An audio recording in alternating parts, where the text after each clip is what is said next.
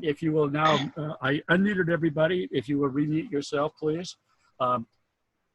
The easiest way sometimes in order to unmute yourself is just to press on the space bar of your computer. I know this is not something you can do if you're using an iPad, but on the computer, a space bar acts as the PTT button. So press to talk, release to complete, go back to the mute mode. Larry? Go ahead. Yeah, Mike N6JGA just would like to advise everybody that the meeting is now being recorded. So please don't say anything you don't want put out on Facebook. So Lauren, I see you WA6CIE. If you can add your name to your call sign. And if you need help doing that, just say so and we'll take care of that. So looking at the agenda, revisions to the minutes from the last meeting. Mr. Limmer, KI6LNB, has published those minutes. Are there any changes to the minutes?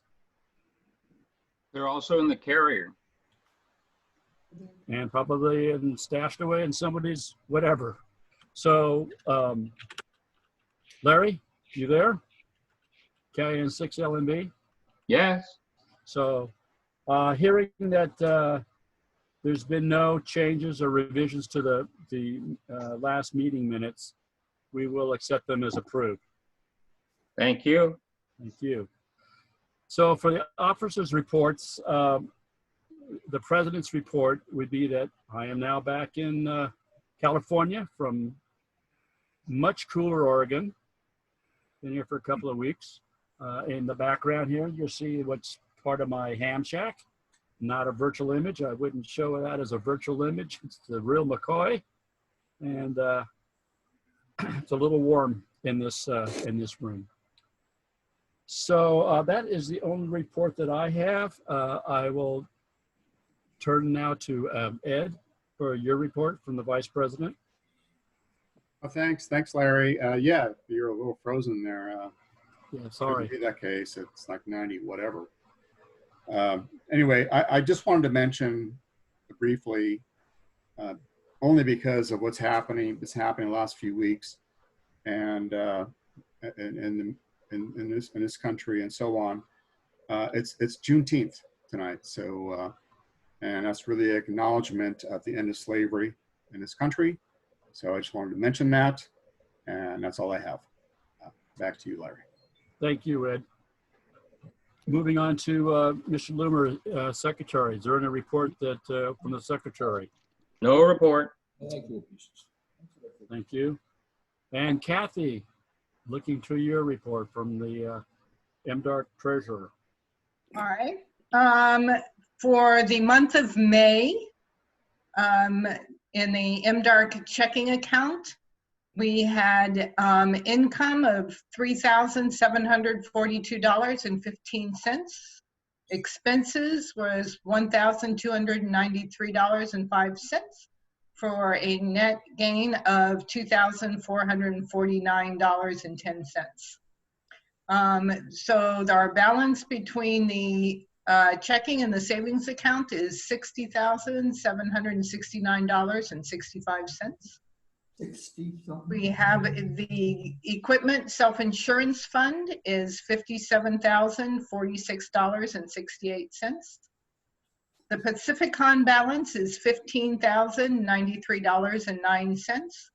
For total account balances for all of MDARC is $132,909.42. Are there any questions? Yeah, Kathy, Tim Barrett, K6BIV, just a question. What was the source of income?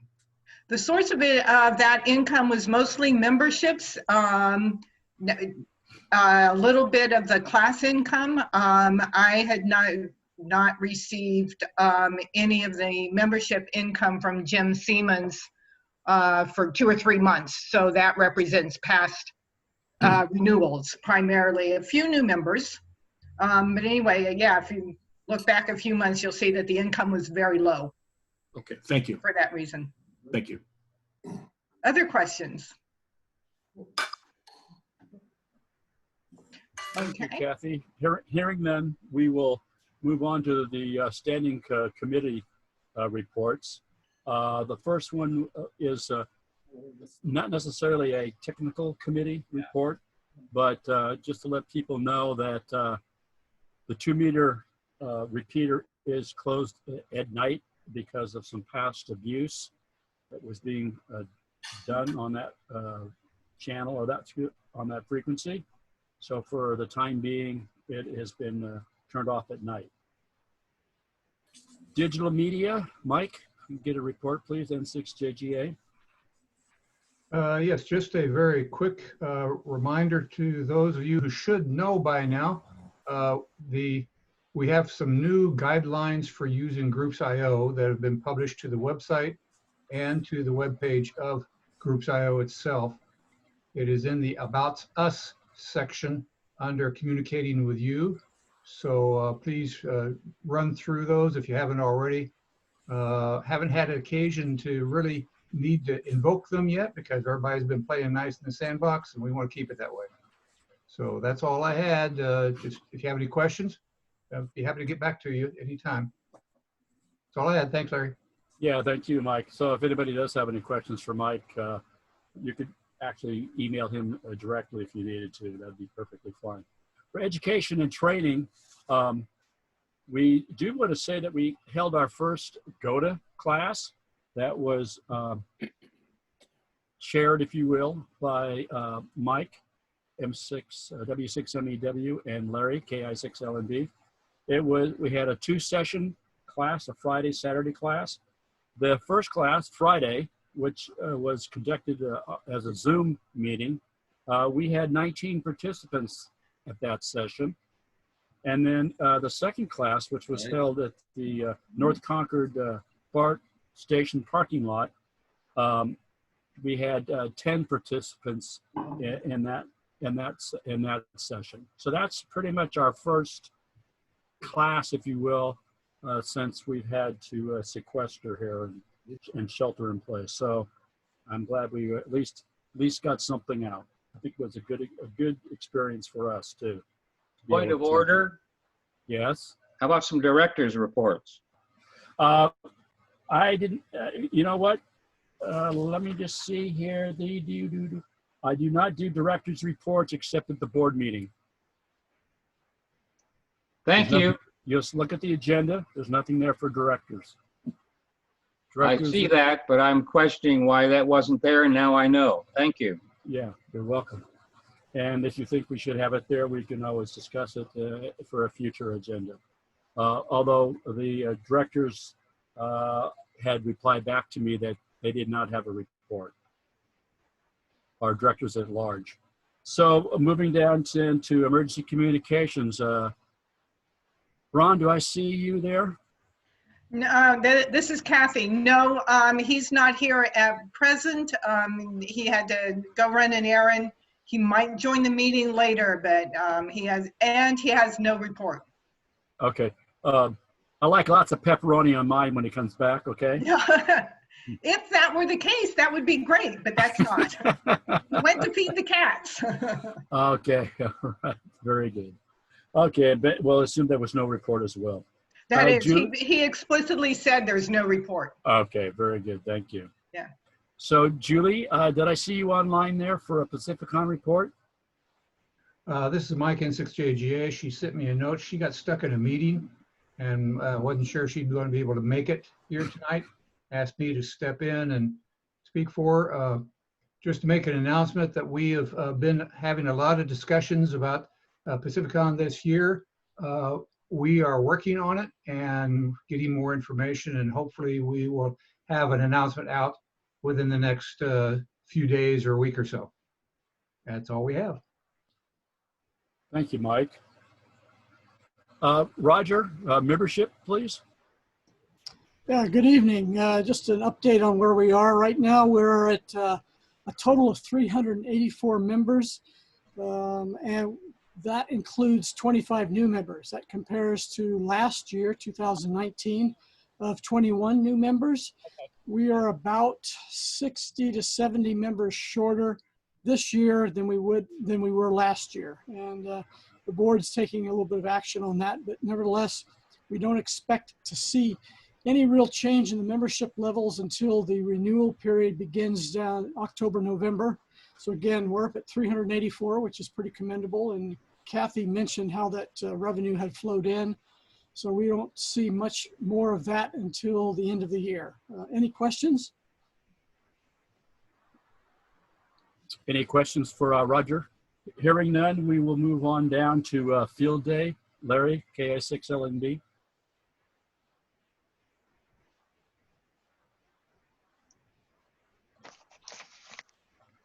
Okay, the latest word on Field Day was put out by our president on an email on Thursday, June 18th at 3:36 p.m. I have a copy here. So if you'd like to read it real quick as it goes by, that's the latest information. Are there any questions? What? No questions? Larry, do you want me to read part of this, or do you want to have just people refer to your email? I would say at this point, no need to read it. It's also now on the mdark.org website under the Field Day, the same information that I had included in the memo. But the basis of it is we'll be operating under individual QTHs and not having a group together as we have done in the past. That's the sort of the gist. Also in that on that website, you'll see where Jim Siemens has suggested a number of logging software that those of us who haven't used it before can have access to. Any questions that I can answer? Yeah, this is KJ6QITX. I have a question about that in terms of reporting and when we make contacts, are we using our personal call signs? Is there an MDARK call sign? Or what's going on with that? Yeah, my understanding is that we're going to use the identifier MDARC. MDARC will be the club identifier. So that is what I know at this point in time. But you only do that when you turn in the report. You don't do that over the air, I don't think. Okay, so over the air, it's our own call sign. Is that correct? Yes. Okay. Yeah, I would think that you would need to do that just to be in compliance anyway. Okay. Yes, use your own call sign over the air and then say that you're part of MDARC with no quotation marks when you pass your log sheet in. Got it. So we might probably put out a few tips and to answer some questions that have come down next week sometime. Bruce, did you have a question? I see you hit the unmute button. He coughed. Yeah, it was just a cough. Okay, you might want to try just putting your thing on mute. Larry B. Larry B. Yes, sir. Can I share something on the screen? And this goes back to the GOTA class. Sure.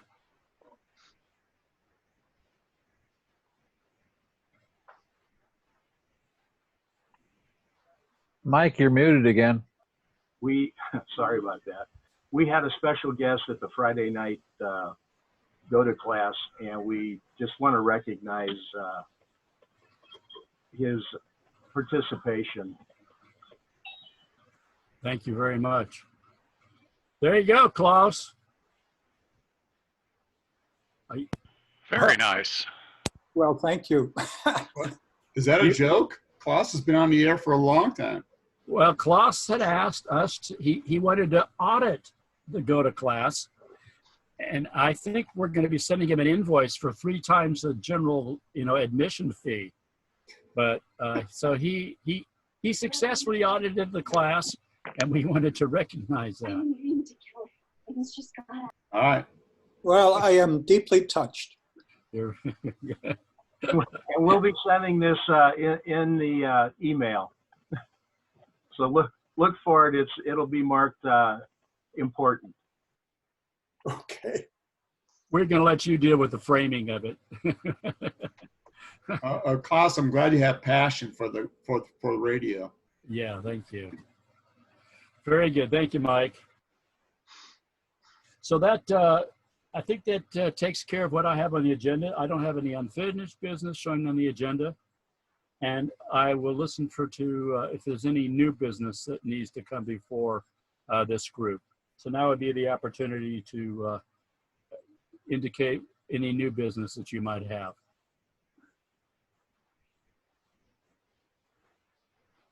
Okay, hearing none, I think this is the shortest business meeting we've had on record. I'm showing a 17-minute business. So I would like to do this. I would like to take about a 5-minute break. Mike, I think Mike Patterson, N6JGA. I think what I'm going to do, I'm going to end the session and then I'm going to restart my end of the session to see if I can get my video. Are we officially adjourned, Larry? Yeah, we're officially adjourned. Do we need a motion for that, or are we just going to go? Good. Well, I think if I end the meeting and then rejoin the meeting. All right. It's all good. Larry? Yes. Please do not end the meeting, because then everybody here, all 57 people would have to log back in. Oh, close yourself out and rejoin yourself. Correct. Okay, let me see if I hit. Okay, I will. Oh, no.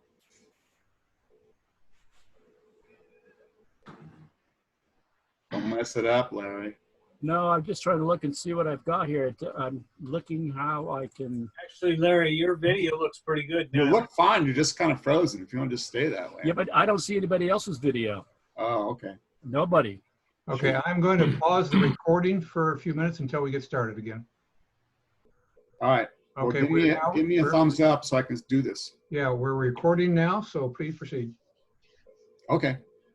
So again, while Alan is getting his screen up on the shared screen up on the screen, I wanted to do a quick introduction. And so again, for those of you who were at Pacificon last year, you were lucky enough to hear Alan Thompson, W6WN, talk about his experiences with the Camp Fire, which is the one in Northern California, which pretty much devastated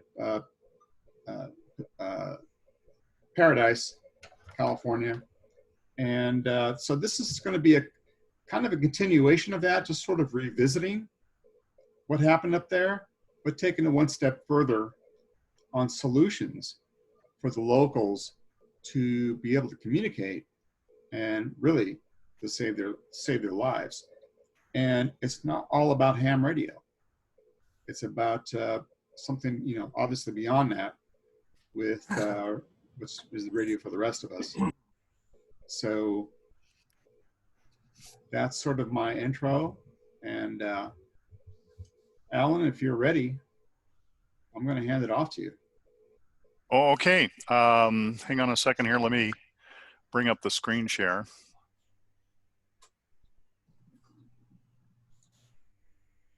Okay, that needs to be enabled by one of the co-hosts. Mike, can you do that? I don't know. You should. You'll see my inset there, and in the upper right-hand corner, you'll see the 3 little dots, and I think you go in there, and you can fix that. You can also make me a co-host or a panelist or something. So yeah, I think Larry's going to have to do that because I'm not seeing the ability. I see stop video. Oh boy. Yeah, it's probably going to take a co-host to set that up. Looks like co-host can't do it. Got to be the main guy, apparently. Check under participants, Mike. I've checked the hamburger under participants, and on his view, there is a link, supposed to be a link down there that allows everybody to stream. So as soon as Larry gets back online here. Check down at the shared screen. There might be something down there. We did this the other night. If you're a co-host, it may be down there. No, but it says that host is disabled attendee screen sharing. Oh, okay. Okay, well, there was a little something there. Try it now again, Alan. Okay. Ah, there we go. Okay, a very unintuitive command there. Thanks for the tip. I don't see it. Okay, hold on. Click the up arrow on the share screen icon. That's where it is. Aha. There you go. Okay, now when I was sharing this screen, there's a little setting in Zoom that is called Optimize Video for Streaming, and that control for some reason is grayed out. So we're going to hope that this goes through here. There's only just a couple of videos that are embedded in the presentation, so hopefully it won't tax my Comcast system too much. Okay. Okay, again, just everyone keep on mute, and I think we're going to hand it off to Alan. Yeah, and I think Bob is logged in, although I don't know that he had some things he had to take care of too, so he may not be in here this early, but that's okay. What we'll do is we'll go ahead and get started because the meat and potatoes that Bob is really hands-on with gets into the radio for the rest of this program, which is kind of in the second half here. So let me give a little bit of background here. As Ed mentioned, we did a presentation at PacificCon about the campfire. We're not going to do that again tonight, but I will just kind of touch on a couple of key points in that presentation to kind of lay the groundwork. Maybe for those of you who saw the presentation, might remind you of a couple of things, and for those who didn't, it might help better prepare you for what our presentation topic is tonight. So let's get on into let me see here. I got to click this. And just briefly to explain what we were doing, we were up in Paradise. I was called up there 10 days, actually 8 days after the campfire burned through Paradise. And I was asked to get somebody on my side to help assist. And then they were going to fly 2 techs. This is a company that I do work for. They're off the East Coast, a company called Speedcast. One of their clients is T-Mobile. So they wanted me to get somebody together on my side. They were going to fly 2 techs out, and then we were going to go up to Paradise and Magalia and restore cell phone service for T-Mobile. As you probably know, when the fire came through on the first day on November 8th, it basically decimated all of the power system in the area, took the internet system out, and also took out all the cell phone service. So there were about 5,000 emergency workers that were up in the area at this point. They wanted to get the cell phone service going as quickly as possible because just like the rest of us, they've got their cell phones and they really depend upon that for their communications. So what you're seeing here is the team. I'm taking the photo here, but right to the left of your screen, that is Evan Thompson. He's actually my son. And I'm going to call up a laser pointer here. And then right behind Evan is Ken Green. And Ken Green is out of the military and has a top secret clearance. And he was one of our lead, he was really the lead tech on this effort. And then right behind the dish pack here is John Frey. And he was the 4th member of the team. And this is one of the systems that we installed here. It's a 1.2 meter satellite internet system. And then you'll also see behind Ken and Evan, this system here. This is a Verizon 1.8 meter satellite internet system that's on a trailer. And I didn't notice this at first. It wasn't until I got back home, started looking at these pictures, and then realized what these stickers were along here. So we're going to just briefly visit this trailer. By the way, these are called SOWs, satellite on wheels. So it's part of the barnyard nomenclature that the cell phone companies use to describe all the hardware that they ship out to these sites whenever there's a disaster. So we're going to briefly cover some of the disasters, some of the places where this SOW has been. I've named her Petunia, just for reference. So we're going to come back to Petunia here in just a minute or two. All units, be advised, the town of Paradise is under mandatory evacuation. The town of Paradise is under a mandatory evacuation. Okay, that was a CAL FIRE dispatcher on the morning of the fire, 8:03 a.m. She had announced that there was an entire evacuation order in place for the entire town of Paradise. That order never got distributed out to the population. by the usual forms through code red, reverse 911, text messages, social media. That was never broadcast out to the public until 2:30 in the afternoon. And this is part of the problem that happened with the communications breakdown in this system. They the fire was moving so quick that they really could not even keep track of where the fire was. At this point, the fire was already entering Paradise, and so they were scrambling just to try and catch up with the progress of the fire. And so if somebody had had a radio scanner at 8:03 in the morning up in Paradise, they would have heard that radio traffic, and they could have actioned on that that information. So just a point, case in point here, that this kind of information that's being broadcast through radio, through first responders, does not make it out into cell phones, and we all know that. Yep. 10:15 a.m. is when we get the first major reports of failures of T-Mobile, Sprint, Verizon, and AT&T. And of course, Verizon and AT&T are the biggies. So now at this point, because so many people depend on just cell phones, they're not getting any emergency information whatsoever through their phones. No evacuation orders, no directions, no nothing is coming through. On the next day, in the morning of the 9th, this is the fire perimeter where it finally burned to the larger or the smaller orange area that's in the middle here. And then the outer perimeter there, this finer line out here, this is where the fire was finally contained on the 25th of November. That's 240 square miles that burned. And, you know, I always try to relate these sizes of these areas to something I can understand. So I've used this for El Dorado County, and then I also applied it to Contra Costa County. If you want to see what a 240 square mile fire would look like if it happened in Contra Costa County. First of all, this is the map from CAL FIRE that shows the high fire danger areas, those areas in red. Then medium hazard areas here are in this kind of brown area, and then moderate areas are in yellow. This is what a 240 square mile fire would look like if it burned through here. It would take out an area about like that. So, you know, it's a significant event. Obviously, you can't overstate that enough. And but we want to try and avoid this stuff from happening anywhere else. When I got back from Paradise and Magalia, I realized that Placerville was right in the bullseye for the same kind of fire. And so I guess you might say that lit a fire underneath me to try and get the message out about the dangers that we face. And of course, you have an added danger that we don't face as much in El Dorado County, in that you're closer to the earthquake fault zones. And so these are very real issues that can have some serious consequences during a disaster.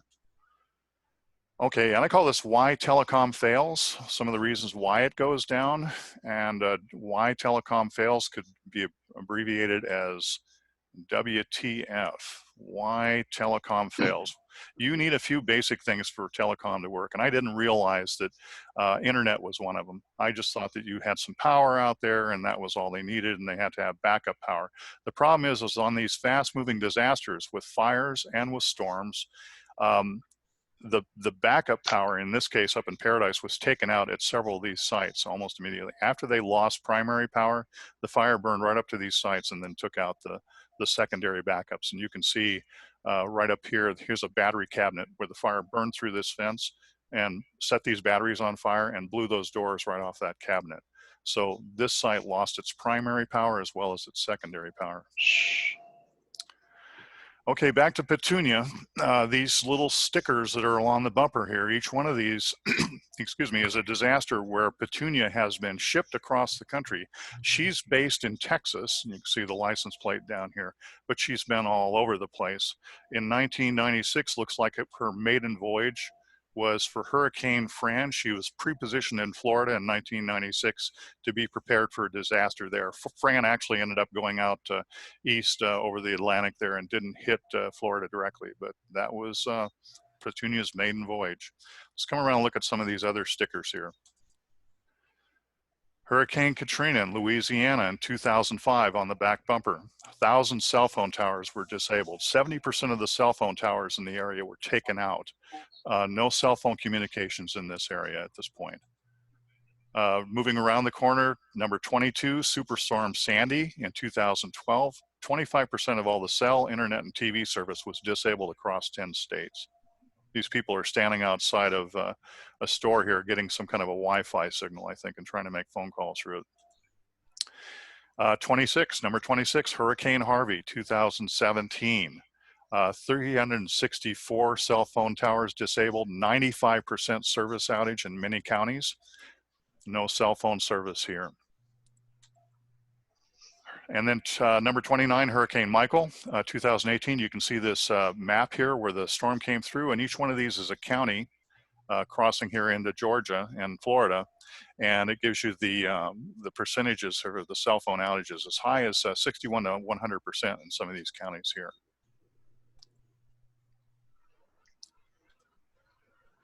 And you know what we realized, and this was just shortly after Pacificon, is we don't even need a fire anymore to shut down cell phone service. When PG&E did these power shutdowns in October, it knocked out power all the way through Northern California. Some counties were hit worse than others. We lost about 15% of our cell communications and internet communications here in El Dorado County. Marin County lost 54% of all their services.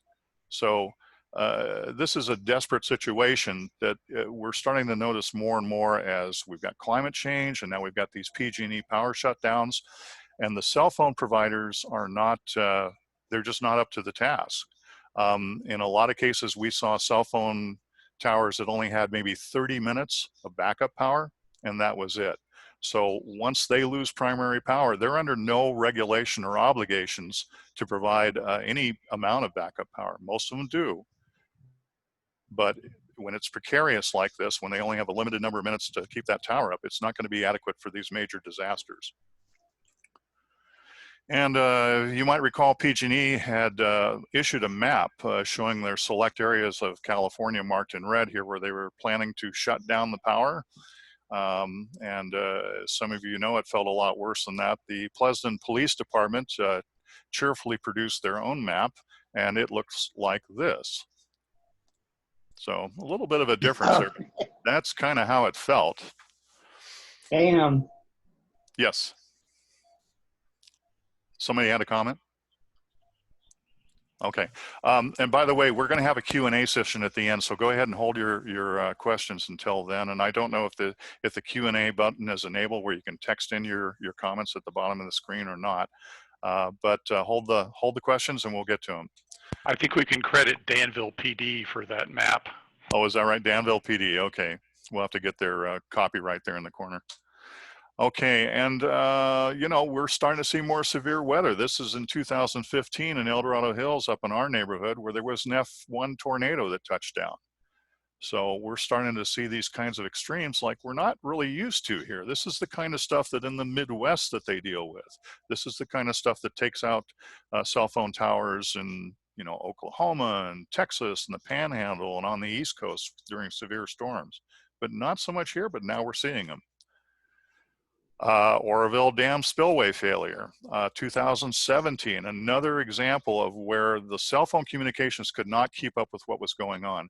And what happened here was that there was a mass evacuation of 150,000 people.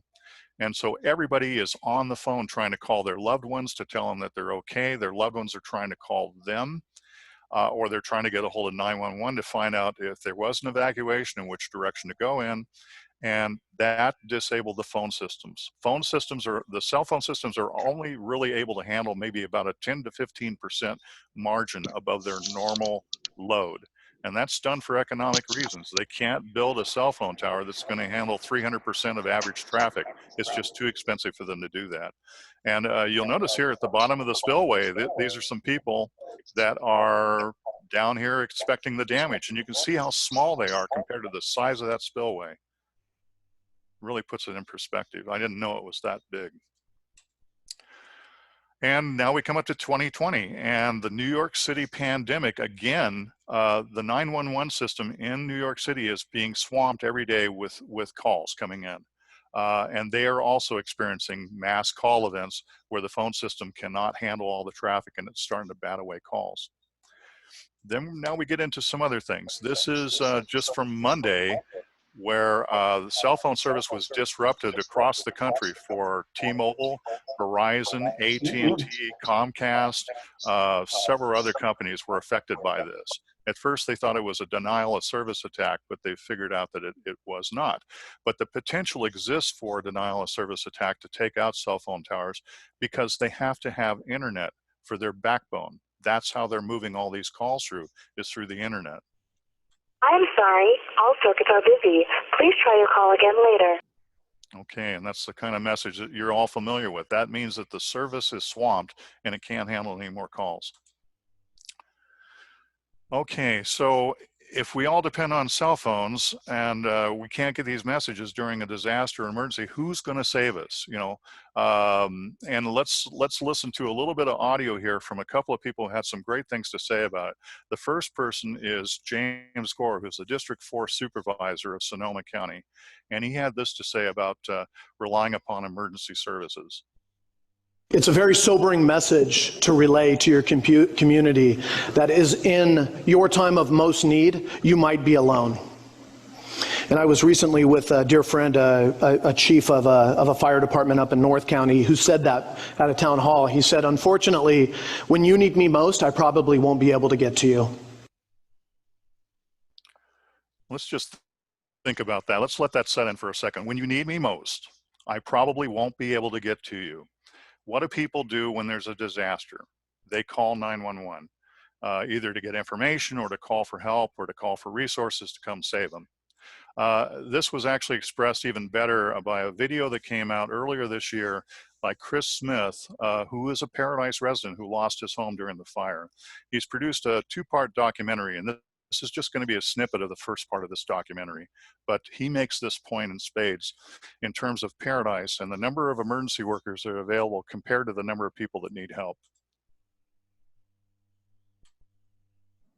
Calling 911 is an option, but there's a good chance nobody's going to show up to help you just because of the magnitude of the incident.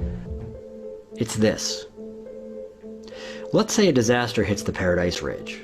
Then, let's assume every CAL FIRE engine and crew rush in to help, along with everyone from the Sheriff's Department. Then, let's add the 20 personnel from the Paradise Police, and a dozen ambulance crews, and every CHP officer in the county. Now, let's call out every fire engine in nearby Chico and Oroville, and everyone in the Chico and Oroville police departments. Being generous, that's 1,000 people. On the day of the campfire, over 52,000 people lived on the Paradise Ridge. Even with every single first responder in the county working at the top of their proficiency, there are tens of thousands who will need to self-evacuate without the aid of anyone. This is not because government cuts corners on disaster preparedness. It's not because first responders are not willing to risk their lives to save the day. It's because there are far more people than any town, city, or county can handle. Okay, we lost the video there, but you got the audio, and that was the important part of it. You know, the Eagles, I think they had it down pat when they wrote the lyrics in Hotel California that we're all just prisoners here of our own device. When it comes to cell phones, that's what it feels like. By the way, this is in Puerto Rico shortly after Hurricane Maria. This is one of the only cell phone towers that's standing after that hurricane went through, and you can see people gathering around here trying to get a signal from it. Now, one of the things too that happens with cell phone towers is that when they start to get swamped, the signal gets weaker. And so that's why these folks are crowded in here so tightly, is to trying to get something out of there. Mobile use has left over landlines. You know, mobile's just been around since what, about 1983 or so, it really got going here. And this graphic shows how the blue line, how wireless only households that only have wireless have climbed to right around 60%. And this was actually goes back a couple of years ago, so it's probably even higher now. Meanwhile, people that have landline and wireless, both, that's been declining over the years. And people that just have landline only, that's dropped to down below 10% by 2018.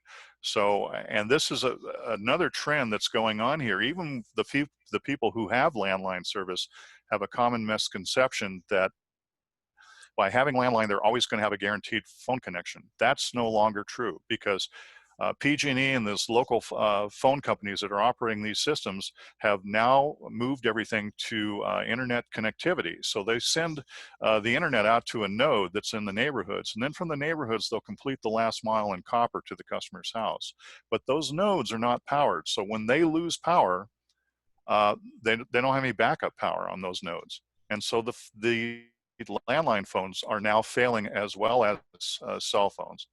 So it's something to really keep in mind here, that this is not the old tried and true reliable landline service that we grew up with. When you get to people that own homes, 55% only have a cell phone. That's it, no other way to communicate. When you get to renters, the number jumps up to over 70% of renters only have a cell phone. That's how they get on the internet. That's how they make phone calls. That's it. So when you lose cell phone service, which is a single point of failure system, you lose connectivity and you lose access to emergency information. So, you know, cell phones, because they are a single point of failure system, sometimes they just don't work. And when they all go down in an area, it can put people's lives at risk. And you know, cell phones are they're just another form of radio. So a lot of people don't even realize that they're just using a radio, but they're using a radio that has a single point of failure. So what can your club do? And I was looking around for a few pictures from some of your club members here. I found a couple there, and got KG6 VTD. And you know, I think a lot of ham radio operators, they kind of say at this point, okay, well, listen, Alan, that's all fine and good. I know that, you know, we have this problem with cell phones, but what am I worried about? I've got my ham radio, and all the people that I stay in touch with have got ham radio, so we don't have any trouble communicating when the phones go down. Okay, so just ask yourself, how many of you have a spouse who does not have a ham radio license? You can give me a thumbs up, or you can raise your hand, or whatever. Okay, how many, now keep your hands up, how many of you have neighbors that don't have ham radio licenses? How about family members, kids, grandkids that don't have ham radio licenses? How many people in your community don't have ham radio licenses? Okay, so how come they haven't got this message, right? Well, I gotta tell you a secret. In case you don't already know, people are not gonna give up their cell phones and run out and get ham radio licenses. It's just not going to happen. There's too many barriers to it, but there may be a solution. So we're going to move into some solutions here. One of the things that we're recommending that clubs do is to look at implementing radio for the rest of us. Now, radio for the rest of us are all these other folks that are not going to get ham radio licenses. Why should they miss out on all the fun? Because I think we can do something with this, and we're going to talk about what we're doing in El Dorado County to help make this happen up here. And it's been a very successful program for us, and we're just beginning, so we'll get into that in a bit. It's in our DNA, you know, it's in the ham radio operator's DNA, recognition and enhancement of the value of the amateur service to the public as a voluntary, non-commercial communication service, particularly with respect to providing emergency communications. So it doesn't say ham radio emergency communications, it just says emergency communications. So if we broaden our scope, if we think outside the go box just a little bit, we can see how we can help with people with all kinds of radio communications, not just ham radio. So why not ham radio? Why don't we just focus on getting everybody to just get their ham radio license? Well, how's that working for you? How much of a dent have you made in your community with that?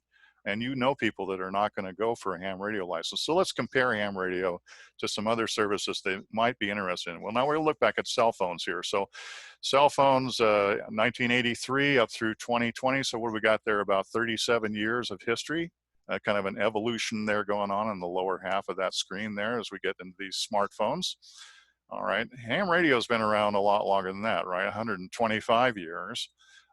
Some people say it goes back even further than that, maybe even thousands of years, but that's based on a kind of an interpretation of a wall painting that they found inside of the tomb of Tutankhamun. So there is some disagreement as to whether that actually was a ham radio set that he's sitting there at, but we'll just leave it at that. Okay, let's compare amateur radio service to other personal radio services. And personal radio services is a broad brush that includes CB, MERS, FRS, and GMRS. So I'm not going to say a lot about CB and MERS other than Well, let's talk about ham radio first. So we're going to just look at the cost of ham radio. So you can see the little dollar signs up there in the right-hand corner. So $1 to $2 signs. That's probably a little low. That's the amount that I told my wife I spend on my ham radio equipment. This is probably a little closer here to what it could cost you. And if you look at George Ohm's setup, he has over 1,000 radios in his warehouse there, and he lives in Washington Island in Wisconsin. And so it can get to be pretty pricey, right? And we all know that. And you have to take a test. To get a ham radio license, you have to pass a test. You got to know something about technology, or at least be able to memorize the answers to the test. It's beyond a lot of people to be able to do that. One thing that ham radio does have is we can run power, and we can run big antennas, and we get lots of range. We can talk all over the country if we need to. We can talk all over the world when conditions are right? Ham radio can also use repeaters, and that helps extend our range with mostly with VHF and UHF communications, a little bit of HF. All right, CB, we all know CB. You know, if you're looking for an alternative to ham radio, CB for me is not it, because it has its own jargon. It's relatively low power. I wouldn't want my kids listening to conversations that are on there. And you can't use repeaters with CB, so the range is going to be limited. MERS, you got a few channels in here, 15 channels on MERS, but it's also a low power system, and you can't use repeaters with that. FRS is the little blister pack radios that you know, that you can buy in Home Depot and Best Buy and Radio Shack, if you can find a Radio Shack somewhere.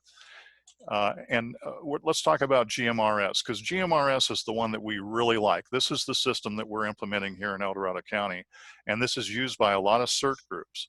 So it is a popular system, and here's what makes it work so well. It's the one personal radio service that's the closest to amateur radio, and here's why. A variety of equipment. We're getting equipment now that's coming out of the commercial market, first responders, police, fire, sheriff's offices. You know, every few years they buy new radios for whatever reason. They got to spend that money when they get to the end of the budget year. And so all of this, their used equipment ends up out on the secondary market. So we get this stuff off of eBay. You can see a Kenwood there to the left, a Handy Talkie. We can pick these up for about $60, $70, $80, get a nice new battery in there, and get them programmed up, and they will program for GMRS. You just got to watch the models. And Bob, are you with me here yet? We got Bob Hess online yet? Yeah, I've been here since 6 o'clock, Alan. Okay, me too. All right, Bob, you want to say a little bit about these radios that we're, because I know you're sitting there at a bench with a bunch of them right now. Yeah, I am. Can you see me? I can't really see myself. So. Yep, you're there. Okay. Well, first of all, let me tell you guys who I am. I'm the current president of the El Dorado County Amateur Radio Club. I'm the VP of the Motherlode DX Contest Club. As of April, I stepped down as past president of the Northern California Contest Club. I am the current vice chair of the Society of Broadcast Engineers chapter in Sacramento. And I heard a little talk about broadcasting earlier. Oh, by the way, guys, I'll give a little plug from my Tall Tower talk. I think Mount Diablo Amateur Radio Club is the only club, other than Stockton, I think, that I have not given that talk to in Northern California. Anyway, so we have, what we wanted to do was put radios in the hands of people who've never used radios before. And, you know, we started out looking at the Midlands and the Baofungs and the BTECs, and it came to us pretty quick that these are not the kind of radios that we want these folks to use. The radio has got to be super simple. And if you look at that picture of that Kenwood that Alan has there, we're buying those off of eBay and from used vendor suppliers, buying them in bulk. They have an on-off button. They have a channel button, and I don't know, I can't see myself, so I don't know if you can see this, but we label these things. Every radio we put out has the, we'll say where the repeater is. I don't know if you can read that, but it says Coloma repeater, this particular one. And we include all the GMRS and FRS channels on these radios. Actually, not all of the GMRS. There are some that are limited to half watt. And we also like these radios because they are capable of decoding Motorola Quick Call 2 pages. So Alan, why don't you go ahead, because you're probably going to want to talk about that at some point. Alan, no audio, Alan. Okay, here we go. I've got a mute button on my microphone as well as the mute on the screen there. So, yeah, one of the things about GMRS is it does not require a test. It does require a license though, but the license, it costs. It's $70, but it's good for 10 years. It covers you, your spouse, your kids, your grandkids, your parents, your grandparents, your brothers, your sisters, your aunts, your uncles, all covered by one license. So it's a pretty good bargain. So, and what we've heard people doing is they'll use maybe the last 3 digits of the call sign and then with their name. Just to identify themselves. And I don't think there really is even a requirement to identify like we have to do all the time, but they do identify, most of them. Every 15 minutes. There you go. It's pretty loosey-goosey as to whether people follow that or not, but we're trying to encourage that with some of the nets that we're helping to get started. We'll cover that in a bit. And here's the real beauty spot in this whole thing is that GMRS can use repeaters, and they can run up to 50 watts of power on these repeater channels. Now, granted, there's only a limited number of channels that they can do repeaters on. I believe is it 8 channels, Bob? 8 channels. Yeah, so we have to be a little bit careful about how we do the frequency allocations to make sure that we don't interfere with other people that are on GMRS repeaters.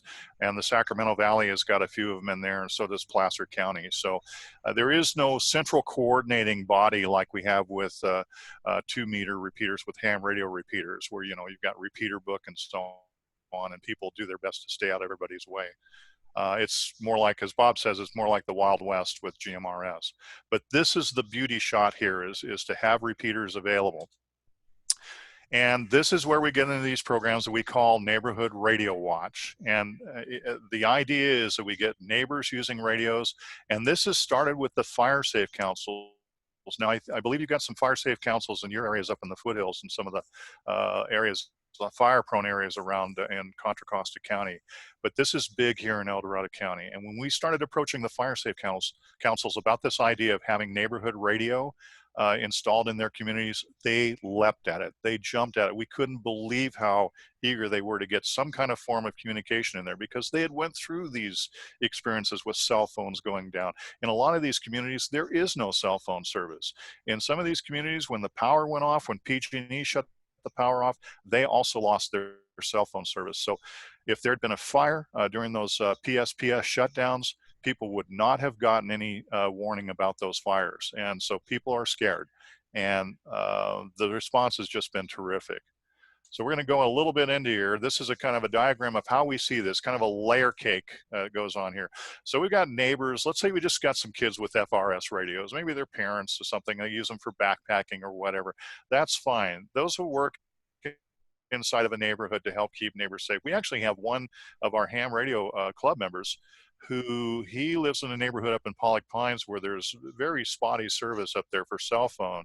He went out and bought walkie-talkies for all of the neighbors on his block. And they're elderly couples, and they have these sitting on their kitchen counter in the charger, and they're all tuned to the same channel. So they have kind of like a local neighborhood watch program already going on there. Just in case any of them need help, they know they can pick up the radio and they can call one of their neighbors who's going to hear them. And that's just simplex. So that's how those work. And those, by the way, simplex will work with FRS. It'll also work between FRS and GMRS radios. They share the same frequency band. It's just that the power levels on GMRS are higher than what you can do with FRS.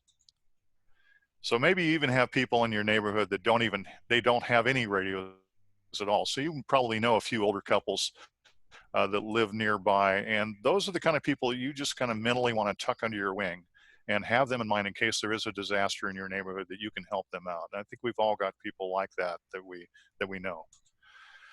Now we get into the next layer of the cake here. These are neighbors with GMRS radios. They can do monitoring of what's going on here because they can communicate with these simplex radios, these FRS radios. Plus, they can also send and receive signals out to a local repeater that's installed within these fire safe council areas. So they can do the next level of lifting for any message traffic going in and out of these neighborhoods. Now we've got, in this mix, we've got ham radio operators that have both ham radio and GMRS licenses and equipment. And then, you know, these fellows, I call them mother hens. So in each one of these communities, we want to have at least 2 or 3 mother hens, you know, because we can't have everybody or just one person being on there 24/7 monitoring what's going on around the clock. So, but we're, you know, in each one of these communities, we've got over 1,800 ham radio operators in El Dorado County right now. And so there's a good pool to draw on. We just got to reach them with this. And a lot of them are in these fire safe councils and they get it. They recognize what's going on. So now you've got a repeater to help service these neighborhoods. So let's tie in 911 and police and fire and the sheriff's office, right? So if the communications are cut, if regular traditional communications are cut, and I want to emphasize, this is not a replacement for cell phones. This is a backup system in case cell phone communications don't work. So, but police and fire, you know, in Paradise, they were reduced to going door to door, neighbor to neighbor, using bullhorns to try and communicate because nothing was going out through the cell phone system. So what if these guys also adopt GMRS as one of the tools in their toolbox, and then they can also communicate with this repeater? So you've got this ham radio operator being able to call 911, you've got fire being able to be called, and you've got police being able to be called. And what if these guys can communicate with the repeater themselves? So if there was an emergency alert in their area, they could actually issue that through the GMRS repeater. And again, yeah, let me just stop you for a minute. Going back to your comment about getting the hams involved in this, what we never expected here, it was absolutely amazing, blew me away, is that when Alan went around to the different fire safe councils, there's 25 of them here in El Dorado County, and he's given talks to most of them, and I've actually been a part of most of those talks too. What we found is there are inactive hams, bunches of them, and they got their ham licenses. They may not be totally inactive, but they're not your basic ham radio operator like most of us are. Some of them got ham licenses to participate in CERT. Some got ham licenses to participate in large animal rescue.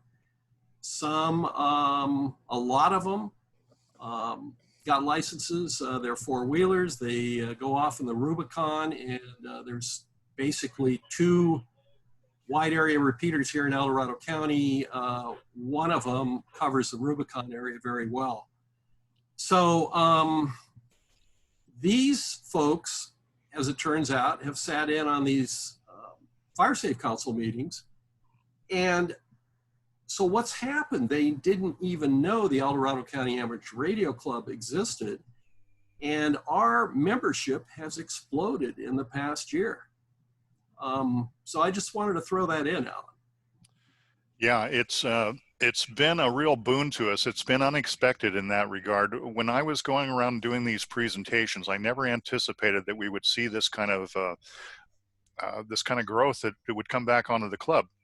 We've had fire safe councils where we did a presentation and they actually donated to the club just based on the presentation. You know, it's kind of like, I have a favorite saying that it probably now makes even more sense in the age of COVID-19, and that's one hand washes the other. So with these fire safe councils, what we're providing is coming back to us in spades. It's one hand washing the other, where It's helped energize our club. It's brought in a new source of I don't want to say revenue, but we have had people make donations to the club. You know, we're always willing to accept that, but we don't charge for our services. And all the equipment that we put in is at cost or below cost. And often times for the repeaters, it's been free. We don't charge for the repeaters. So, but we've gotten back that, investment in spades in terms of new membership and an energized club and volunteers and people feeling like they want to be engaged again. So new hams too, Alan. And new hams. Yeah, we had what, 8 the last test session, which was like a record for us, right? Yeah, and we got into it via GMRS. Yeah. So that's the other thing is that, and I made the comment at Pacificon, you know, that if you think that it's a good idea to get people hooked on ham radio when they're young, then you might think of GMRS as being a gateway drug. So it is a stepping stone, and we've proven it here in the county. So let's move on. We'll move through some of these slides here because it's got some real nitty gritty, neat stuff here going on. This is we call this our news pager, which stands for Neighborhood Early Warning System pager. And this uses pager technology that, you know, pagers were around for a while and then they kind of fell out of disfavor, and they're still out there. You don't even need to have a license for them. You don't need to have a subscription. And this is a feature that is baked into these radios that we're putting together, that Bob is programming and getting them out there.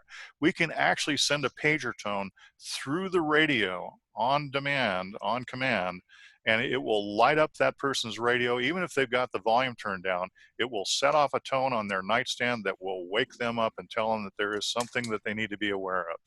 And I think I've got a piece of that sound bite right here somewhere. Let's see here. Did it play?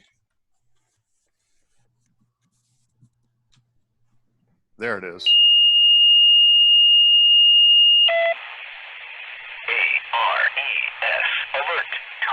So just like a repeater, that pager message can be programmed.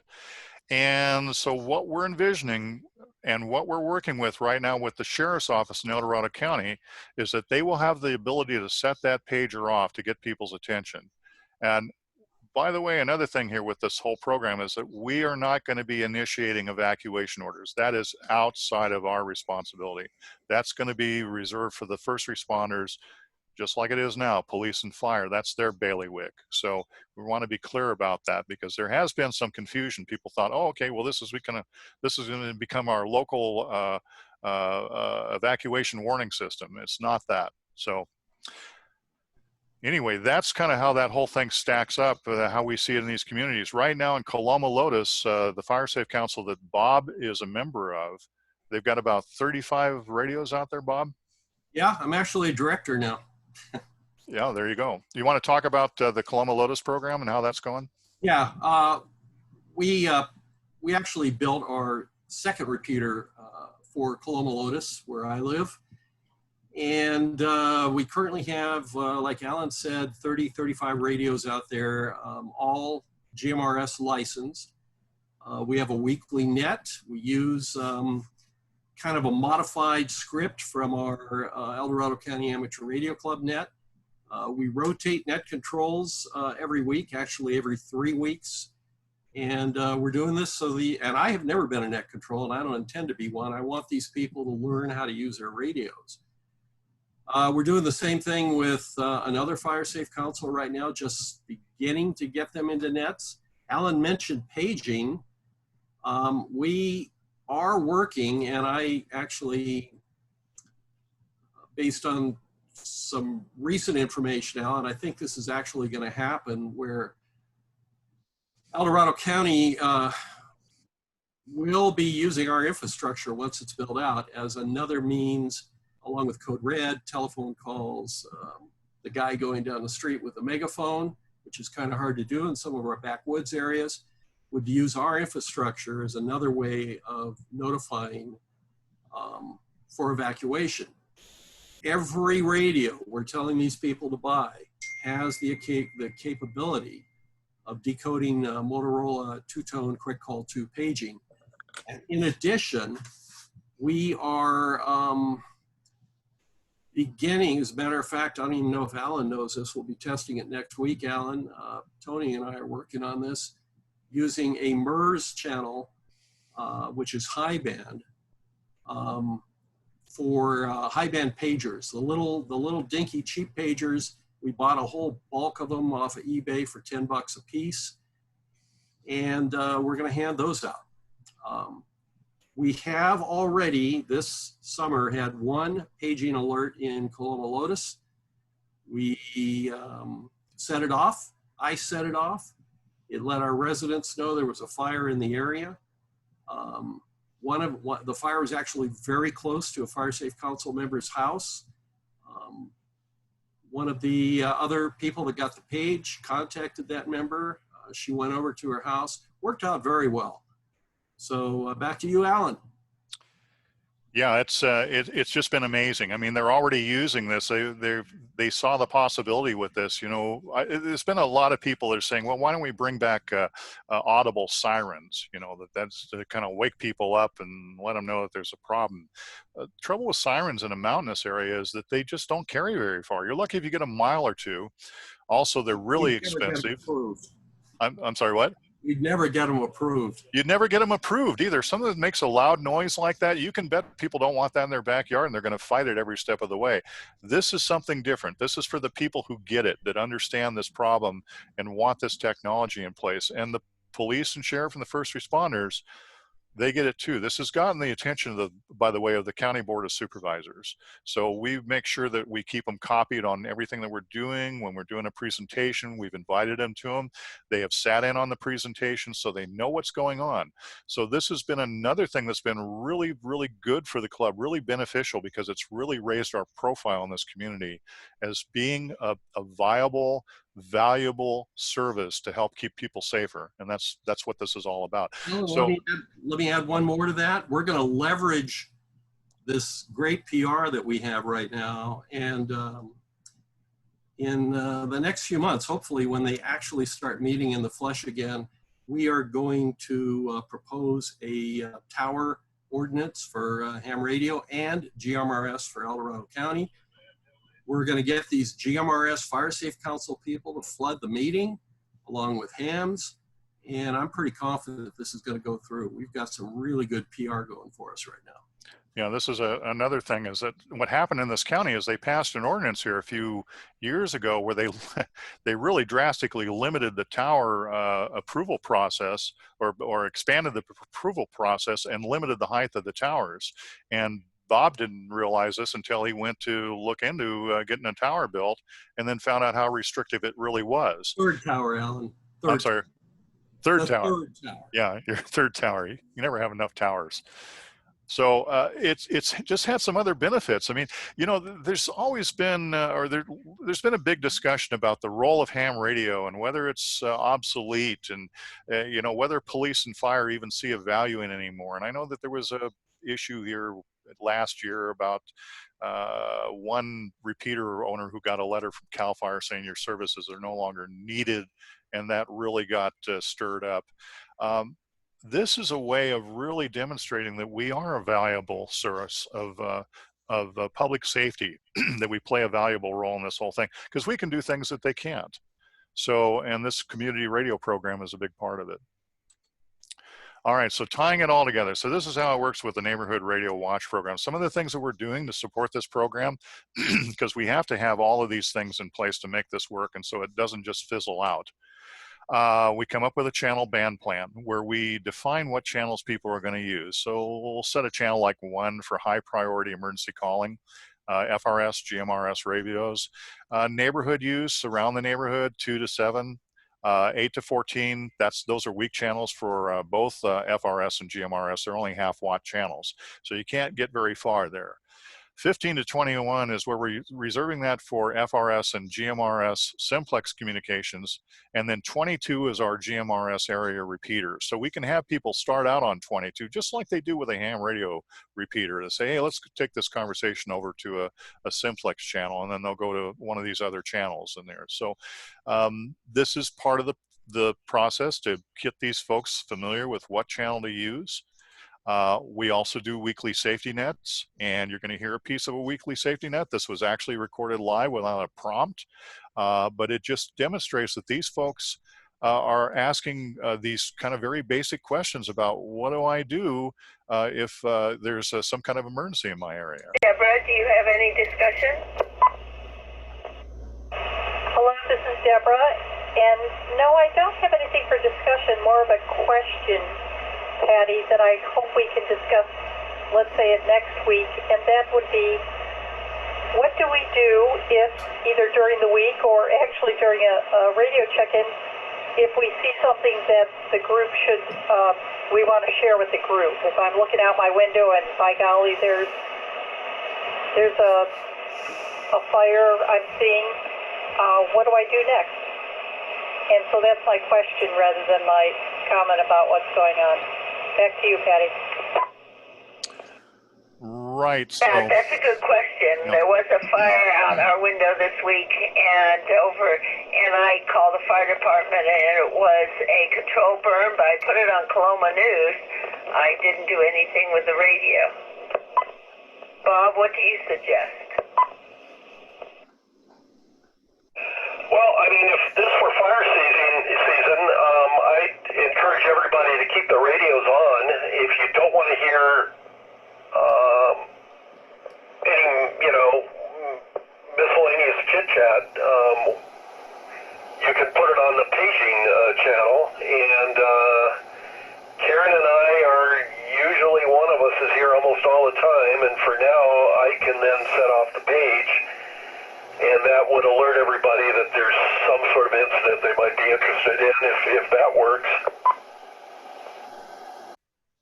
all right. Well, that's the long version there of that. But yeah, exactly. That covers it. Yes, Bob, go ahead. Let me just stop you for a minute. The net control happens to be an 82-year-old woman who is a spark plug here in Coloma Lotus, plays tennis every day, and she wants a ham license now. Well, she came to the right place, right?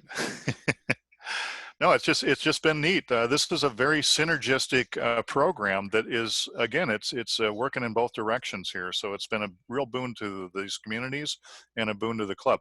Weekly safety nets are just like they are. They're just to give people a chance to check their radios, make sure their radios are working. The first few weekly safety nets that we had, people discovered that their radio batteries were dead or things like that. They couldn't communicate, or else they got on there just briefly and then the radio went dead because it wasn't charged up enough. So it helps them make sure that their equipment's working. It also stresses the repeater, make sure that the repeater is working, and just gives them the basic skills to know how to use a radio. And this could extend into things like during power failures or during the PSPS shutdowns. And if there are storm watches, we can have storm watch nets. And this is where, it's like the people just check in on the hour, transmit, listen for a couple of minutes, transmit for a minute if there's some information they want to relay, and then shut their radio down. If they can't charge their radio, they want to conserve batteries. So this is one of the things we haven't got into storm season yet with this, but it'll be coming following fire season. So there'll be other uses that we can make of this. And community events. Why not involve non-ham operators in these community events using GMRS and FRS radios? I mean, what better way to reward a kid for helping you out at a bike race or a triathlon or something than to say, listen, you come help us, you and a couple of your friends, and we'll give you a couple of FRS radios for your time. And then teach them how to use the radio. It's got a real potential here to be a game changer as far as getting the community involved in what we're doing as ham radio operators.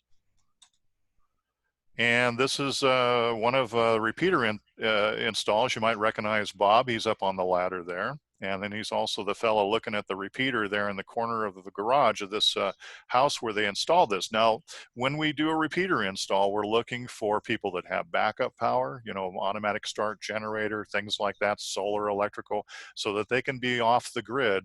The power goes down, the repeater stays up. Bob, you want to say a little bit about that equipment that's up on that shelf there? The repeater guys probably know what it is. We've been buying, actually not buying, donated. They've been donated to us a bunch of these Motorola repeaters, various. That's one of the older ones right there, but also some newer ones. They're compact. As long as the fan's working, they seem to handle the load okay.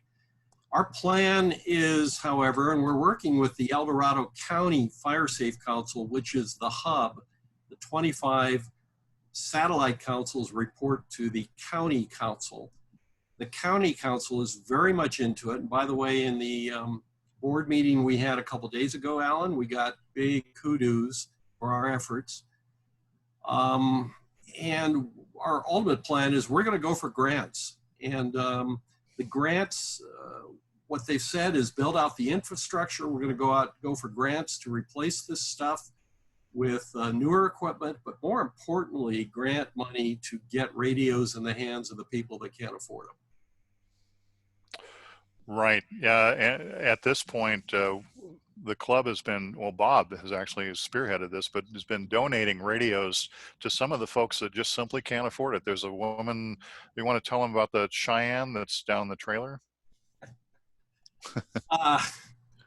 There's a woman who, my heart really felt for her. She attended one of Alan's talks, and I was there in the room doing my little bit as I'm doing right now. And she lives down in a canyon near the Cosumnes River.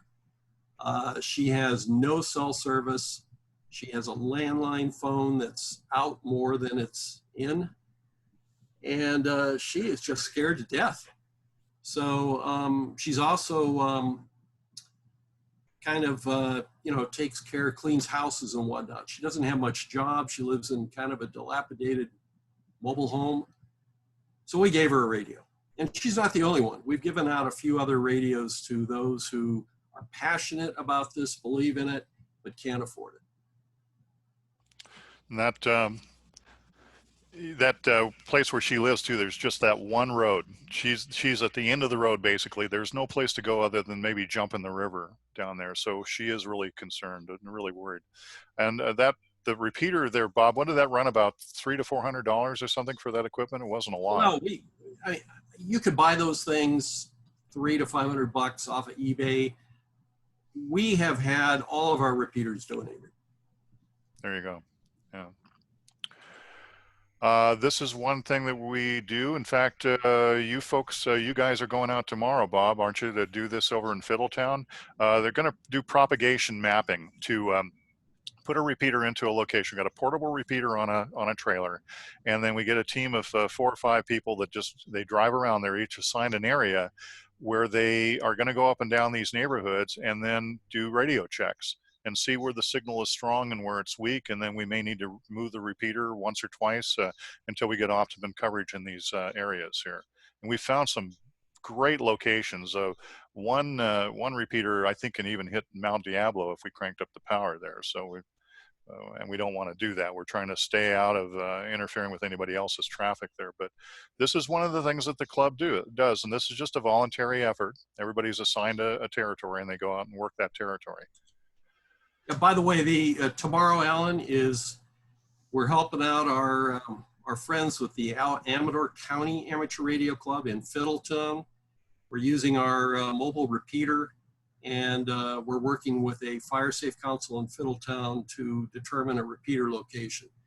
So actually, what I've been doing while you've been talking is programming 6 Motorola mobile radios and putting mini UHF connectors on mag-mount antennas, because none of these Amador guys have radios, so we're going to loan them some radios.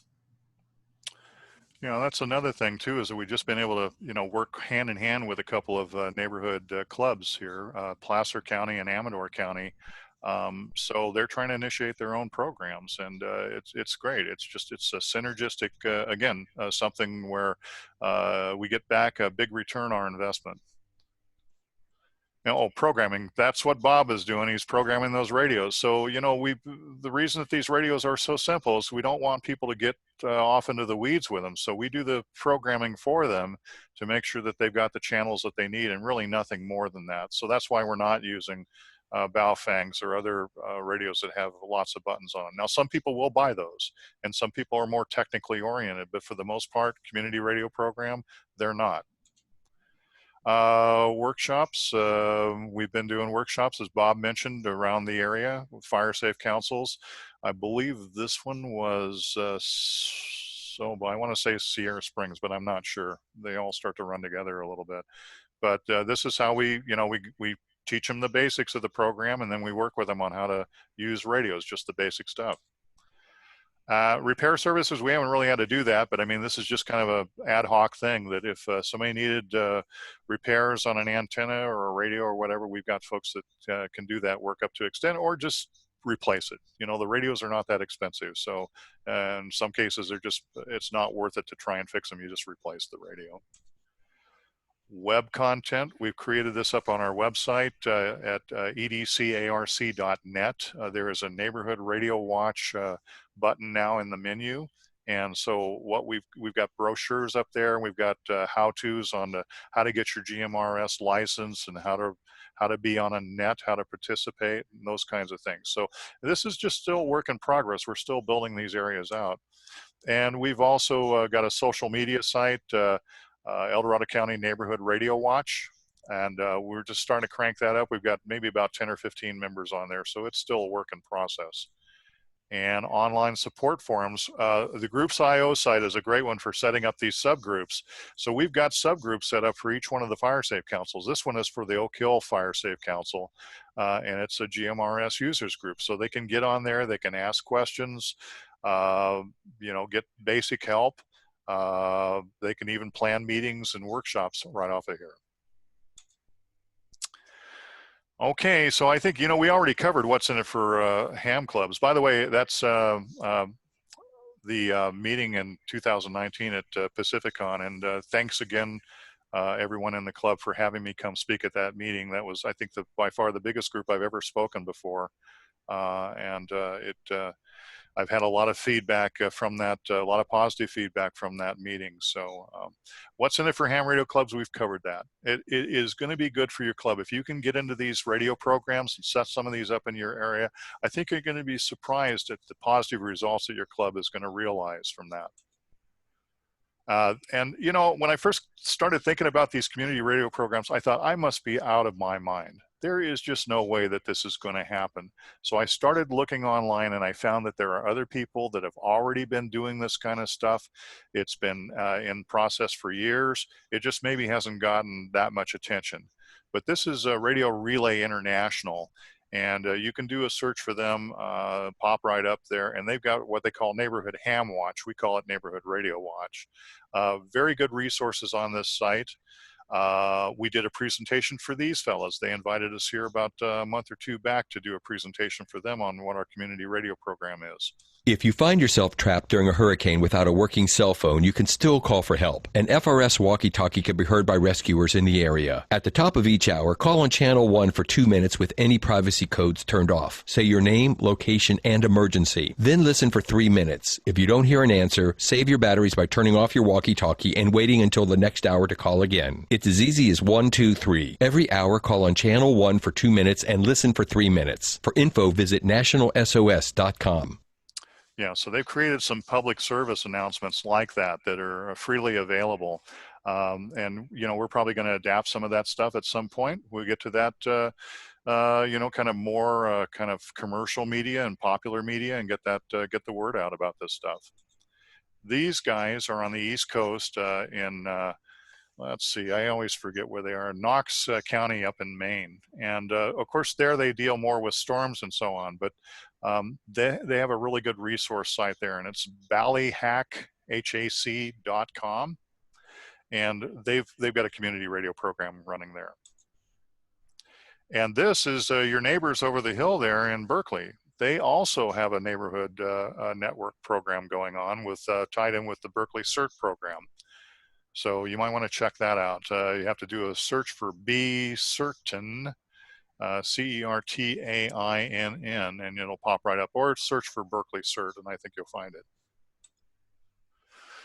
All right. Well, that's kind of the nitty gritty of that. Concludes our program. I'd like to open it up for any questions and answers, and cover the stuff we haven't covered. Alan. KF6IIU. Alan, this is Ed here. I don't know if you can hear me or not. Yes. Okay. Alan and Bob, thanks both of you. First and foremost, thanks very much. A great presentation. And looking at some of the chatter, not a lot of chatter during the talk, but certainly there are groups here in the Bay Area, particularly Walnut Creek and La Miranda, that have successfully set up the GMRS types of networks with the repeaters. And so I think a lot of that is rooted in CERT, as you mentioned already. And for us here in Martinez, who are CERT members and teach CERT at the grassroots level, the FRS is the first line of attack for the folks at Boots on the Ground. But I just wanted to sort of, you guys want to sort of reiterate the jump from technology from Boots on the Ground, FRS to GMRS. FRS radios can't really access repeaters per se. You have to have the GMRS technology to hit the repeater antennas. Can you comment on that? Yeah, Bob, do you want to take that one? Yeah, sure. First of all, FRS, the limitation there is the FCC. They're limited in power, 2 watts max on certain channels, half watt on the other, and they can't use repeaters. They can listen to the repeater because they share the 22 GMRS channels. And I actually met up with somebody in one of the fire safe councils yesterday. She had gone off very early on when she heard about this and went, Googling GMRS and bought a bunch of Midland FRS radios thinking they would work with a repeater. Actually bought 4 of them. And they won't work with the repeater. She's given them to her neighbors now so they can talk to each other, but also she's telling them to monitor the repeater on channel 22. At least they'll hear if something is going on. Appreciate that. Anyone out there have any questions? Yeah, KF6IIU with one comment and one question. Alan, the Walnut Creek and La Miranda CERT organizations are extremely well organized and have their own GMRS repeaters. So if you need more examples to show how people are effectively using GMRS and FRS to roll up emergency operations, you can use them as an example. We have a RACES net that checks in on Thursday night. I say pseudo RACES net, but they consistently have 50 plus check-ins every week from each of the La Miranda and Walnut Creek groups, and they seem to be extremely well organized. That's great. And I think, we could learn a lot from you guys. You probably ought to do a presentation for us about what's going on in your neighborhood there. We've kind of had the blinders on and just been focused on what we're doing in El Dorado County, but yeah, it's terrific that other programs are out there. Yes, and my question was, as the disaster systems technology lead for Contra Costa County for the American Red Cross, we are trained in the Red Cross doctrine that the cell phone companies are very competitive and very proud of their ability to respond to power outages. And of course, after the recent power outages last year, planned in advance, that wasn't the case. And the cell phone companies seem to be lacking in that regard. Have they been chastened by that experience and motivated to improve their emergency operations in response to a widespread power outage? I'd like to think so, but I think that unless they're compelled, they're not going to really do much to change it. It's an economic question for them. Back to that trailer, back to Petunia, and looking at all those stickers that are on Petunia, obviously she's had to cover a lot of ground. She's had to visit 33 different disasters over the last 24 years. And I think she's going to probably visit a lot more before we're done with this. Every time that these disasters have occurred and the cell phone service has been shut down, the FCC has went after the cell phone companies to compel them to have a certain amount of resiliency and some backup power, require them to have backup power. And every time their lobbying organization, CTI, has fought them tooth and nail and fought them to a standstill to where they've withdrawn the push for the legislation. There is a bill that was introduced in the California legislature this last year that is going to require cell phone companies to have a minimum amount of backup power.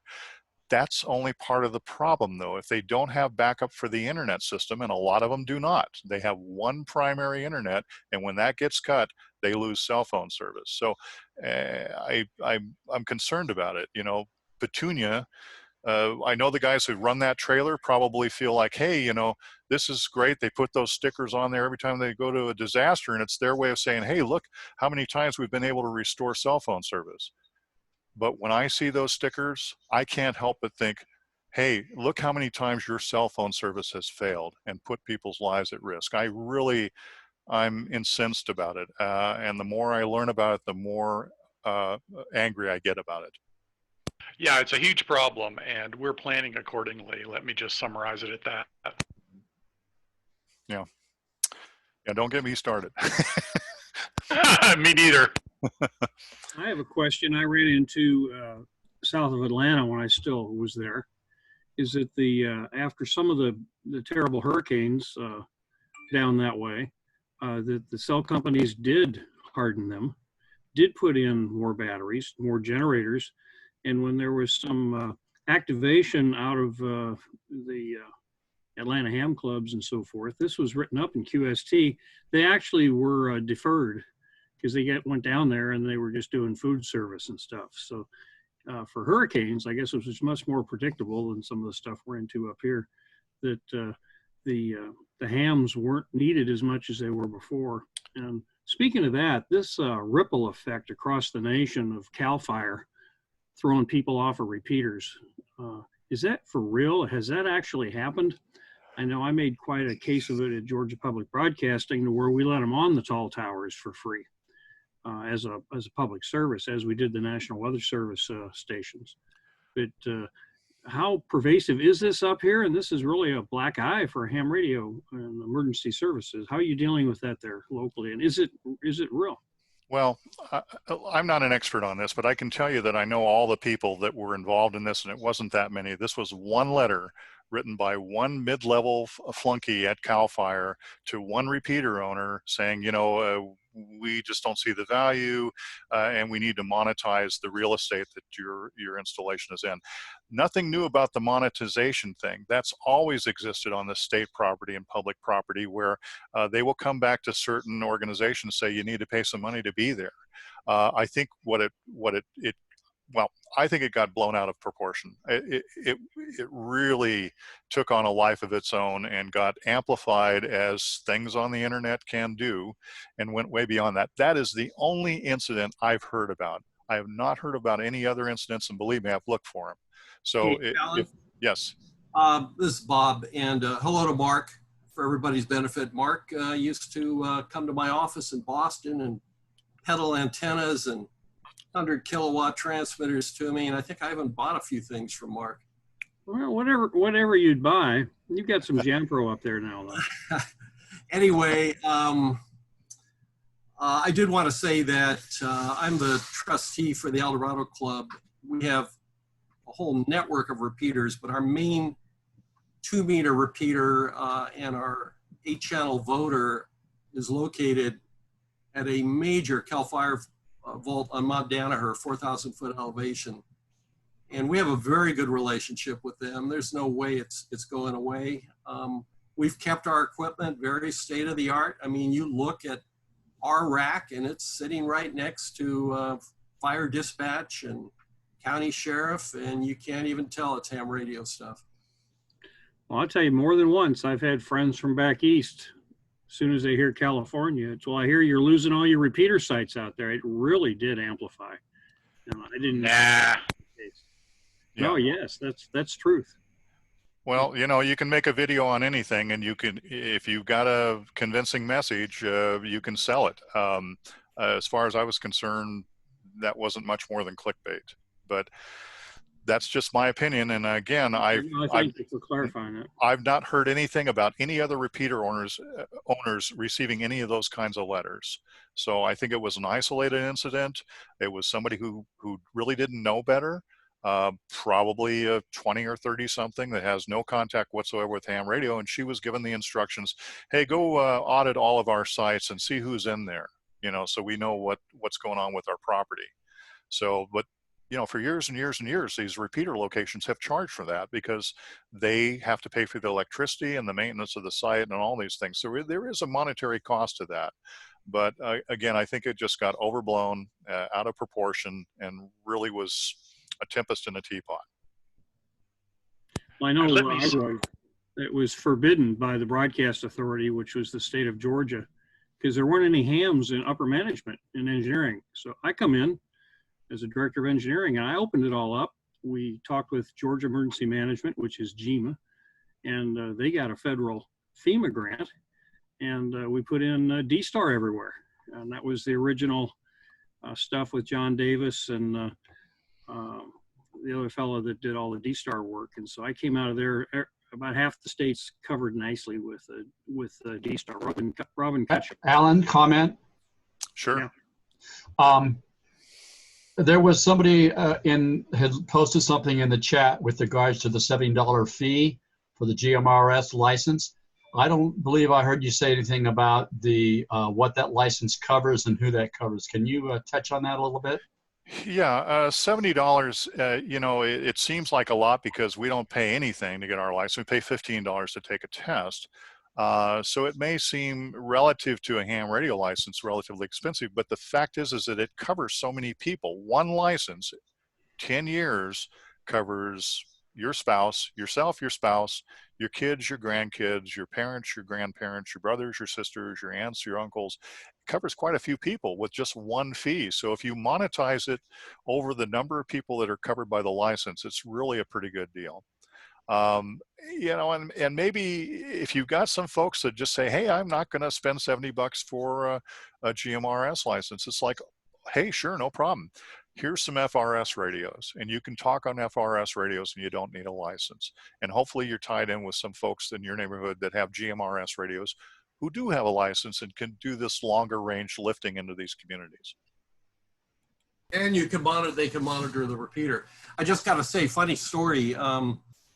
That 82-year-old woman that you heard as the net control, when she was just starting out, I got this panic phone call from her.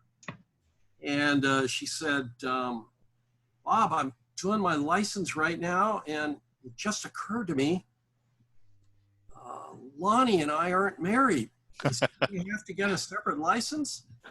And I said, well, how long have you not been married? And she said, 50 years. And I said, you know what? I'm going to make a command decision here and say it's a common law marriage and he can use your license. Even though we don't have common law marriage in California, I think the FCC is going to look the other way in that situation. Don't mess up a good thing, right? Yeah, you know, another thing too with these community radio programs is that we really try not to play air cop with these guys. I mean, these are civilians. These are not radio experts or techies. Absolutely. So we have to go just kind of carefully with it. You know, encourage them and give them support and keep them going, but let them find their own path in this kind of thing. So, you know, if you've got somebody who's got maybe their friend getting on their GMRS radio and broadcasting, okay, technically they're not supposed to be doing that, but I guess I don't want to get myself in the position of trying to police those kinds of things, because I think it's just going to drive people off if we do that. I have a question, maybe a tough question for you guys, but I'll put you on the spot. You hear me? Sure, yeah, we can hear you, yeah. You know, Alan, I remembered your presentation last October, and we were talking about the cell towers going down and all that, and the equipment that was exposed to the fire. So I guess my question would be on these GMRS repeater stations that are being permanent, how are they being protected by fire? I'll tell you, in El Dorado, and Bob, you can speak to this because you're working much more closely with the fire safe councils than I am, but you know, it's always a concern. If you've got a repeater location, you've got something on a hilltop, fire likes to burn up hills, so you have to protect that. I mean, people are very big on defensible space here in this county, and there's a lot of vegetation management efforts that are going on right now as we speak. So Bob, you want to speak a little bit to that?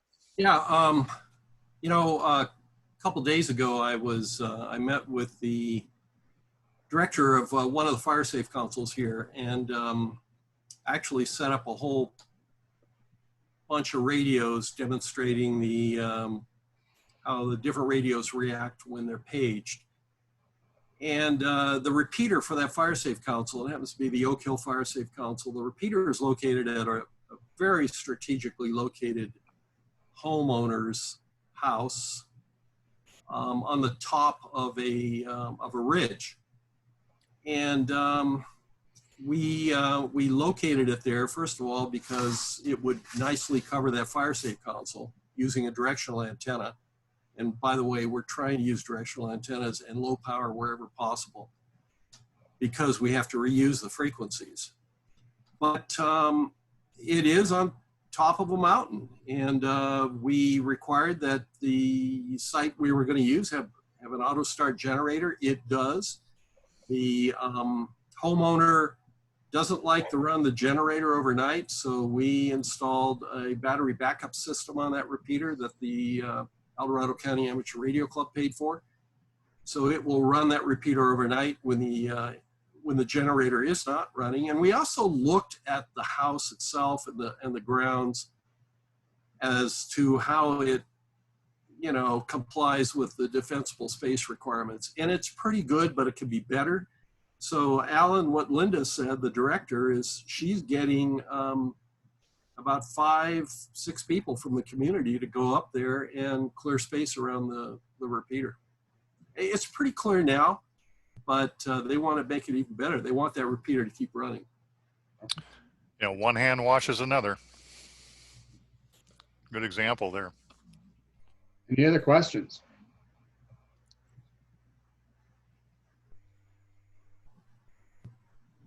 A couple more questions. We're getting to about an hour in, so a couple more questions and then we can wrap it up. I had a comment on Walnut Creek, was mentioned by somebody else. Lama Rinda uses GMRS repeaters. That's the handiwork of the now living in Oregon, Eric Dousman. The city of Walnut Creek CERT does not use GMRS at all, nor does Rossmore. They do have a UHF repeater, about a 10-watt repeater that's located with the county electronics by the Walnut Creek BART station. That's pretty instrumental, and that's the go-to listen to what's going on. And then the rest of it, there's band plans for all parts of CERT and Walnut Creek that are mostly simplex frequencies and FRS. And we really like FRS where we are because we're in a valley and we don't have to maintain any equipment to get over any hills. So what Lama Rinda did and what you're doing up there, Bob, where you got lots of hills and rough terrain, FRS is about useless. But we've kind of come to a resting point with that. We had a lot of pushback on licensing. However, I think there is some FRS that goes up to a couple watts now. Those rules have just changed, so some people have invested in those, and they're handling the terrain a little better. And of course, there's always the Jack Davidson door prize of a Bofang. You can run 5 watts on FRS. Just don't tell anybody about it. Also, wide. And that's 5 watts on every frequency between FRS and UHF. You can crank it down to a half watt. It's illegal. Yeah, it is. But people do it. Any last question before we wrap this up? All right, I'm not hearing none, but I want to again thank Alan and Bob. Just you can applaud if you'd like, but I would say, first and foremost, this is a really important subject, and again, a lot of us have grown up with radio in some fashion or another. This is a good way to get people promoted up to ham radio. So I really appreciate that. And just so you guys know, Alan and Bob, electronically, I'll be sending you a certificate of appreciation and a very modest gift card to DX Engineering. So you guys can, we're all nerds, so you got to buy stuff. So I thank you for that. And if there are no other questions or comments, I think we're ready to wrap up this meeting. Hey, Larry, I'll hand it off to you. I'm going to have to move out to my my ham shack in order to end the meeting. I think I still see you're doing some screen sharing, Alan. You may want to drop that down. There we go. There we go. Thank you. Well, thank you very much, Alan. We certainly appreciate your taking the time of putting that presentation together. I always enjoy listening to it. And my wife even came in, and this is why I had the video off. My wife even came in to look at it, and she really, really enjoyed it. So again, thank you very much. Well, thanks for having us. We really appreciate it. We're honored. No, we're Alan.